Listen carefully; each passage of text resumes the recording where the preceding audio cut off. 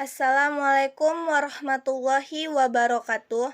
Perkenalkan, saya Nirwana Putri Lubis, NIM 2114060029 dari kelas BKPI A akan menjelaskan materi dari kelompok 5, yaitu Ideologi Negara Kesatuan Republik Indonesia. Adapun beberapa poin yang akan saya bahas, yaitu poin pertama, pengertian ideologi Negara Kesatuan Republik Indonesia. Kedua, kedudukan ideologi Pancasila sebagai dasar negara. Ketiga, makna ideologi Pancasila. Keempat, fungsi ideologi Pancasila. Kelima, tujuan ideologi Pancasila dan contoh ideologi Pancasila. Baiklah, saya akan membahas pengertian ideologi Negara Republik Indonesia. Sebelumnya saya akan membahas apa itu ideologi. Ideologi berasal dari bahasa Yunani yang diambil dari dua kata, ide dan logos. Ide berarti ide, gagasan, sebuah pikiran atau konsep. Sedangkan logos berarti hasil pemikiran. Jadi berdasarkan bahasa, ideologi adalah ilmu yang mencakup ilmu kajian asal mula juga hakikat sebuah pikir atau gagasan. Ideologi Negara Republik Indonesia adalah Pancasila. Pancasila sebagai ideologi negara berarti Pancasila dijadikan pedoman oleh masyarakat Indonesia dalam menjalankan kehidupannya.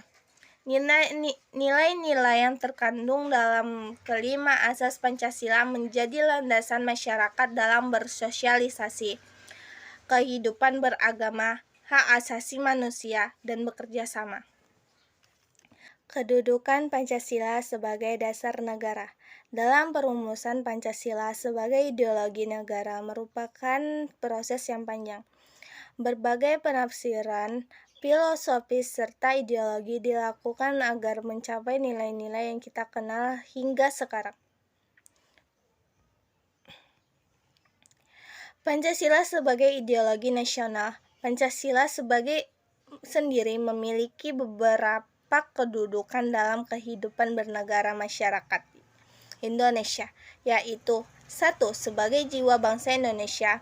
Kedua, sebagai cita-cita dari pribadi bangsa Indonesia. Ketiga, sebagai pedoman kehidupan bangsa Indonesia. Keempat, sebagai dasar negara. Kelima, sebagai sumber dari segala hukum. Keenam, sebagai perjanjian yang luhur ketika negara Indonesia didirikan. Tujuan ideologi Pancasila. Adapun tujuan ideologi Pancasila yaitu mengkehendaki seluruh rakyat Indonesia untuk memiliki sikap religius, memeluk agama sesuai dengan keyakinan dan taat kepada Tuhan. Kedua, menanam dan menjunjung tinggi rasa saling menghargai dan menghormati HAM atau hak asasi manusia. Ketiga, menciptakan bangsa yang nasionalisme dan menanamkan rasa cinta tanah air kepada seluruh rakyat Indonesia tanpa terkecuali. Keempat, menciptakan bangsa yang demokrasi, yaitu mendahulukan kepentingan umum untuk kesejahteraan bersama. Kelima, menciptakan bangsa yang adil, baik secara nasional maupun ekonomi, sehingga seluruh rakyat Indonesia memiliki kesempatan yang sama untuk mengembangkan usaha tanpa membeda-bedakan. Baiklah, saya akan menjelaskan materi terakhir, yaitu contoh ideologi Pancasila. Kita ambil dari sila-sila Pancasila, yaitu sila pertama. Contoh penerapan ideologi Pancasila pada sila pertama adalah memberikan kebebasan untuk memeluk agama. Jadi negara tidak pernah memaksa seorang untuk memeluk satu di antara agama tertentu. Sila kedua, saling menghormati sesuai adab ketimuran dan sesuai dengan sila kedua dari Pancasila merupakan contoh ideologi dari sila kedua. Itu Itulah mengapa masyarakat Indonesia wajib untuk saling memiliki rasa hormat antar individu ataupun kelompok. Sila ketiga, contoh ideologi Pancasila yang diambil dari sila ketiga adalah selalu mementingkan kepentingan golongan dibandingkan dengan kepentingan individu. Sila keempat, adanya ideologi Pancasila menentukan masyarakat untuk bermusyawarah dalam memutuskan atau memberikan solusi dari suatu masalah yang sedang terjadi. Tujuan dari musyawarah ini adalah untuk mendengar dan memutuskan jalan keluar dari suatu masalah sehingga tidak ada pihak yang merasa dirugikan.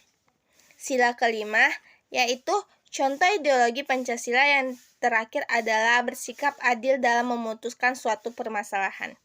Demikian presentasi dari materi kelompok 5 yang dapat saya sampaikan. Lebih dan kurangnya saya mohon maaf. Jika ada kata-kata yang salah, mohon dimaafkan. Saya sudahi dengan wabillahi taufik wal hidayah. Wassalamualaikum warahmatullahi wabarakatuh.